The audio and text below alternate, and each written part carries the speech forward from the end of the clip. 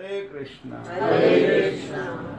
एक पीपा भक्त हुए राजस्थान में, द्वारका दर्शन करके वापस आ रहे थे। तो उनकी रानी का नाम था सीता सहचरी और वो भी साथ थी। और तो पैदल आ रहे थे तो एक जंगल ऐसा था जहाँ खूनी शेर रहता था और उसको दूर से आदमी के शरीर की सुगंध आती तो वो छोड़ता नहीं, खा लेता। तो लोगों ने पीपा भक्त को कहा कि तुम इस रास्ते मत जाओ क्योंकि वो खूनी शेर है। उन्होंने कहा कोई बात नहीं, अगर हमारा शरीर उनके काम आ जाए तो बहुत अच्छा है, हम जाएंगे इसी रास्ते से। तो जब गए उन्होंने किसी का कहना नहीं माना, तो वही बात हुई, शेर आ गया और शेर बड़ा भूखा था और बड़ा तेजी से आ रहा था। तो पीपा भगत जी के पास एक हथियार था। वो हथियार कौन सा था? भगवान का नाम था। उन्होंने भगवान के नाम का जाप करना शुरू कर दिया।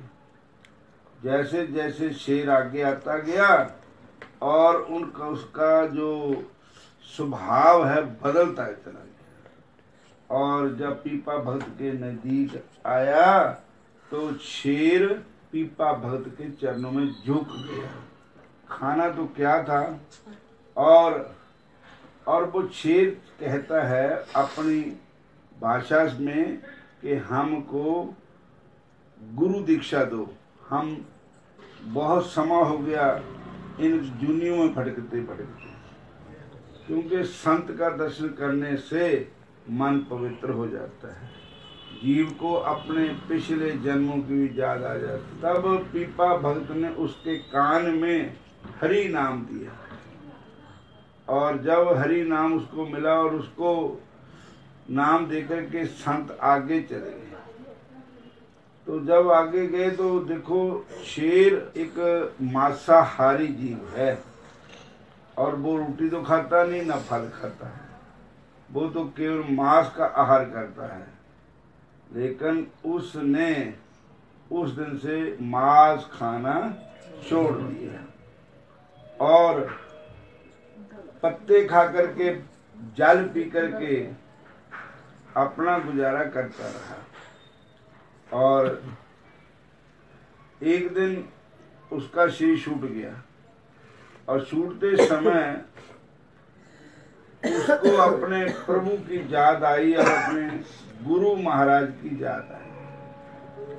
और उसका अगला जन्म जो था वो गुजरात में जूनागढ़ में हुआ, ब्राह्मणों के घर में, जिसका नाम रखा गया नरसिंह। नर जो था वो पहले नर, अब नर हुआ, पिछला सिंह था, उसका नाम नरसिंह भगत हुआ। ब्राह्मणों के घर में उसका जन्म हुआ। उसको अपने पिछले जन्म की याद रही कि मैं पिछले जन्म में एक शेर था। तो हरे कृष्ण। हरे कृष्णा। फिर बोलो हरे कृष्ण। हरे कृष्णा। और अब उसने कहा कि अब तो मैं अपना जो जीवन है भगवान के ही भजन में लगाऊंगा, भगवान का सिमरण करूंगा सारा जीवन ही। तब उसने वो 5 साल तक वो बच्चा बोले ही नहीं और उसकी माताजी शरीर छोड़ गए। उनकी दादी जी थे, उन्होंने उसका पालन किया। तो दादी जी ने कहा कि मैं क्या बैठी रहना सदा, लेकिन इस बच्चे का क्या बनेगा मेरे पीछे, ये तो बोलता ही नहीं है। और पता लगा कि संत है वहां पर, वो आशीर्वाद देन तो कहते हैं संत की रेख पर मेघ होती है। तो संतों के पास ले गए तो संतों ने उसको आशीर्वाद दिया और संत जान गए कि पिछले जन्म का भी भगत है ठाकुर जी का। तो उन्होंने उसके सिर पर हाथ पे घुमाया और उसको कहा कि अपने मुख से बोलो राधे श्याम, सीता राम राधे श्याम। तो सबसे पहले वो बच्चा यही शब्द बोला, बोलो हरे कृष्ण हरे कृष्ण, फिर बोलो हरे कृष्ण हरे कृष्ण। और उसके बाद वो बच्चा बड़ा हो गया, नरसी उसका नाम था और उसके दादी जी भी पूरे हो गए। और उनकी एक भाभी थी, भाई था, भाई जो था उसका नाम बंशीधर था, वो पुलिस में था, थानेदार था उस समय का। लेकिन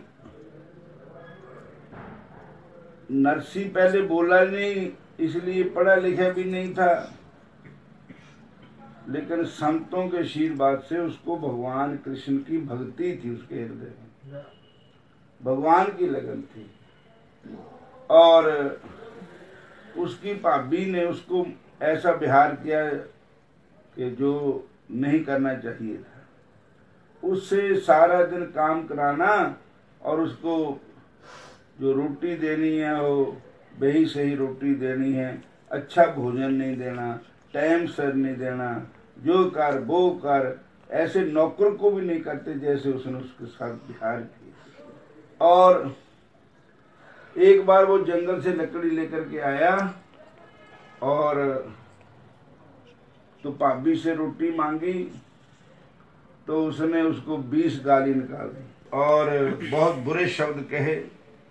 तो इस उसका मन जो था भाभी जी से और भाई से दूर हो गया और कहने लगा इनसे तो भगवान का भजन करता तो अच्छा था, जितना समय मैं भाभी और भाई का नौकर बन के सेवा करता रहा वो मेरे को फिर भी मेरे नहीं बने, क्योंकि ये संसार मतलब का है, दुनिया मतलब की है, कोई किसी का नहीं है। तो क्यों ना अपना शेष जीवन जो है उसको भगवान कृष्ण के चरणों में डालें। तो वो घर छोड़कर चले गए, जाते रहे तो आगे एक भगवान का मंदिर आया शिव जी भोलेनाथ का। तो वहां पर शिव जी भोलेनाथ, वहां को पूजा करने आता ही नहीं था, जंगल था। और वहां पर नरसिंह जी ने नाम जपना शुरू किया, ओम नमः शिवाय ओम नमः शिवाय ओम नमः शिवाय करते रहे। आखिर माता पार्वती जी और शिव जी भगवान प्रकट हो गए और उन्होंने कहा कि नरसिंह वर मांग, क्या इच्छा है तेरी? कहने लगा महाराज मेरे को तो पता ही नहीं है वर मांगने का, मैं तो इस महकमे में पहली बारी भर्ती होया, मैनू इहदे बारे कोई नॉलेज है नहीं है, और आपको जो अच्छा वर लगे वो ही मेरे को दे दो, आपको जो अच्छा लगे। तो भगवान डमरू वाले शंकर भगवान कहते हैं तो मेरे को तो वृंदावन बिहारी बंके बिहारी ही अच्छे लगते हैं, ठाकुर जी अच्छे लगते हैं। कहते बस इससे पर और क्या मैं लेना है, मेरे को ठाकुर जी को ही दे दो, कृष्ण भगवान की भक्ति मेरे को मिल जाए। तो उन्होंने कहा तो आपको वृंदावन चलना पड़ेगा। कहते आप ले चलो।